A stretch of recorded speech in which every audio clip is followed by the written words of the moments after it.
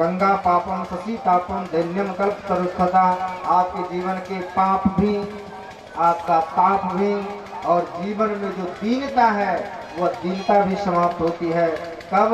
जब साधक ध्यान के द्वारा अपने भीतर के सद्गुरु उस परमात्मा का दर्शन कर लेता है, उस परमात्मा को देख लेता है, उस परम पिता को देख लेता है जिसके लिए हमारा यह जीवन मिला है, तो फिर उसके जीवन में कोई कमी नहीं रह जाती। उसका जिसका ये संसार है उस संसार वालों को देख लेता है। संसार को देखना है तो आंख खोल करके देखिए, और संसार वालों को देखना है तो आंख बंद करके देखिए। मीरा के बारे में कहा गया तो ना जाने कौन सी ममीरा लगाती थी मीरा, जो आंखें बंद कर गोविंद देख लेते।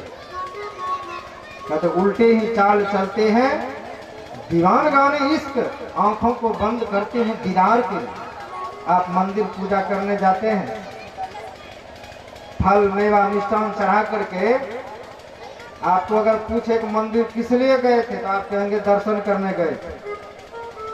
पूछेगा जब दर्शन करने गए थे तो वहाँ आगे में हाथ जोड़ के आंख बंद क्यों किए? आपको दर्शन करना चाहिए था। कहा नहीं, उल्टे ही चाल चलते हैं दीवान गाने इश्क, आंखों को बंद करते हैं दीदार के।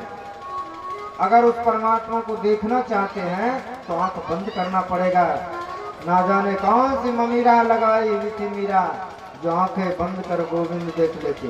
वो आंख खोलना पड़ेगा जिस आंख के खुलने से गोविंद दिखता है, परमात्मा दिखता है, उसको देखने के लिए। तो पूछा इस भागवत से क्या होता है?